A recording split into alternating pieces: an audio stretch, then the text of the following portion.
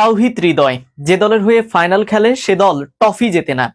কুফা অথবা অপায়া শব্দ দুটি ক্রিকেট মাঠে হরহামেশাই ব্যবহার করা হয়। আর বিপিএল এলে এই শব্দটা যে ক্রিকেটার সবচেয়ে বেশি শোনেন তার নাম তাওহিদ হৃদয়। টানা 3 ফাইনাল হারের দুঃখ, এবার কি ভাগ্য বদলাবে ফাইনালে হৃদয়ের? বিস্তারিত থাকছে ক্রিকেট টুডের প্রতিবেদনে। আরও একটা বিপিএল ফাইনাল, আরও একবার আলোচনায় তাওহিদ হৃদয়। এ নিয়ে টানা চতুর্থ বিপিএল ফাইনালের অংশ হতে যাচ্ছেন এই টপ অর্ডার ব্যাটার। যদিও এখন পর্যন্ত ট্রফি ছুঁয়ে দেখা হয়নি তার। টানা 3 ফাইনাল হারের দুঃখ এবার কি ঘোচাতে পারবেন হৃদয়, নাকি ফরচুন বরিশাল, সিলেট স্ট্রাইকার্স এবং কুমিল্লা ভিক্টোরিয়ান্সের পর আরও একবার তার কপাল পূর্বে বরিশালের হয়ে? কুফা বা অপয়া শব্দ দুটো আজকাল ক্রিকেট মাঠে হরহামেশাই ব্যবহার হয়।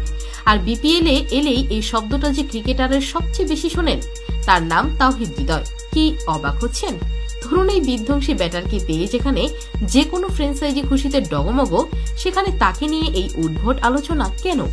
গত 3 আসরেই ফাইনাল খেলেছেন হৃদয়, সেটা ভিন্ন ভিন্ন ফ্র্যাঞ্চাইজির হয়ে। সেই প্রতিটি আসরে কোয়ালিফায়ারে তার উইলোবাজিতে ভর করে ফাইনালের টিকিট নিশ্চিত করেছিল ফ্র্যাঞ্চাইজি। ফলাফল গত 3 আসর থেকেই রানার আপ হয়ে সন্তুষ্ট থাকতে হচ্ছে হৃদয়কে। 2022 সালের ফাইনাল ছিল কুমিল্লা আর বরিশালের মধ্যে। ফরচুনারদের হয়ে শেষ পর্যন্ত 9 রানে অপরাজিত ছিলেন হৃদয়, কিন্তু দলকে জেতাতে পারেননি তিনি। বরিশাল হারে 1 রানের ব্যবধানে। পরের আসরে আবারও ফাইনালে কুমিল্লা, এবার তাদের প্রতিপক্ষ সিলেট স্ট্রাইকার্স। পুরো আসরে সিলেটের হয়ে দারুণ ছন্দে থাকা হৃদয় ফাইনালে মারেন ডাক।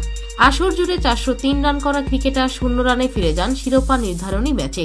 পরপর 2 বার কুমিল্লার কাছে শিরোপা খুইয়ে 2024-এ কুমিল্লা ভিক্টোরিয়ান্সে যোগ দেন হৃদয়।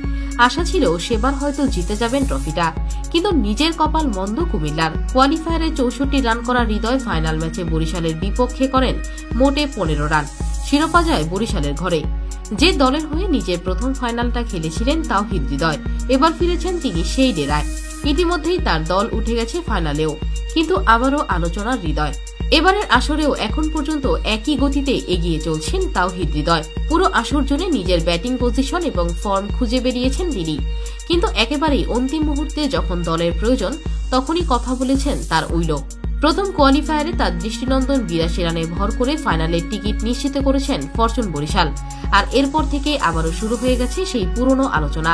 পারবেন তো হৃদয় নিজের অপয়া ভাগ্য বদলাতে, নাকি আবারও হারের হতাশাতেই শেষ হবে তার বিপিএল ফাইনাল গল্প? অপেক্ষা সময়ের। অন্যদিকে দ্বিতীয় কিস্তিতে আরও 20% টাকা পেলেন রাজশাহী ক্রিকেটাররা। বিপিএল আর বিতর্ক যেন একে অপরের পরিপূরক।